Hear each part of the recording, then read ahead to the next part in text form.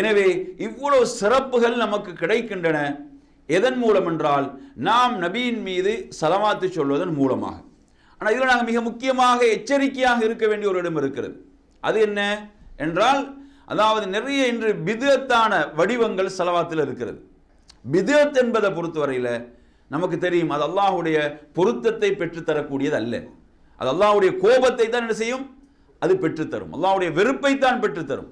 அப்போ எனவே நாங்கள் இதில் பித்அத் என்ற பகுதியில் மிக கவனமாக இருக்க வேண்டும்.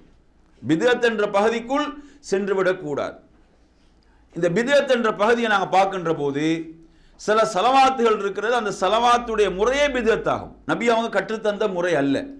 நபி அவர்கள் அப்படி ஒரு முறை என்ன செய்யவில்லை, ஸலவாத்தில் கற்றுத்தரவில்லை.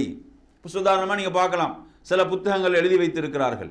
என்ன ஸலவாத்து என்று சொன்னால், இந்த ஸலவாத்தை நீங்கள் அதாவது 4 முறை சொன்னால் என்ன, கபருடைய வேதனை விட்டு அவர் பாதுகாக்கப்படுவார் என்று ஒரு ஸலவாத்தை என்ன செய்கிறார்கள், எந்த ஆதாரம் இல்லாமல் எழுதி வைத்திருக்கிறார்கள். அப்படி ஒரு சிறப்பை கொடுக்குறாங்க.